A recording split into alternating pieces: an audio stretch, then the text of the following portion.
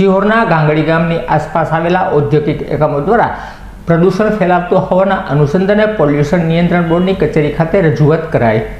સિહોરના ગાંગડી ગામે ઔદ્યોગિક એકમો દ્વારા પ્રદૂષણ ફેલાવવામાં આવી રહ્યું છે, જેના અનુસંધાને સ્થાનિક ગ્રામજનો દ્વારા પ્રથમ મામલતદાર કચેરીમાં પણ ફરિયાદ કરવામાં આવી હતી। ત્યારબાદ પોલ્યુશન નિયંત્રણ બોર્ડમાં પણ રજૂઆત કરવામાં આવી હતી, તેમ છતાં પણ નિરાકરણ નહીં આવતા ફરી એક વખત ગાંગડી ગામના ગ્રામજનોએ પોલ્યુશન નિયંત્રણ બોર્ડની કચેરી ખાતે આવેદનપત્ર પાઠવી ગ્રામજનોને પડતી મુશ્કેલીને દૂર કરવાની કાર્યવાહીની માંગ કરી હતી।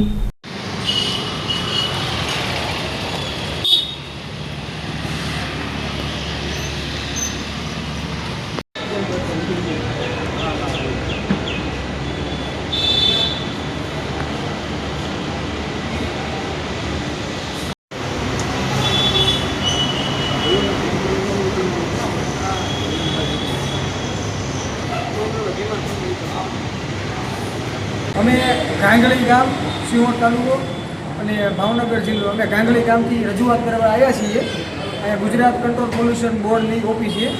અમે આજથી 2 મહિના પહેલાં રજૂઆત કરેલી છે, અહીંયા અરજી આપેલી છે, પણ એ લોકોએ કાંઈ આપણને કોઈ કામનું નિવારણ આપ્યું નથી। તો આજે અમે બીજી વાર અહીંયા આવ્યા છીએ, પણ સાહેબ હાજર છે નહીં એવું એ લોકોએ કીધું છે।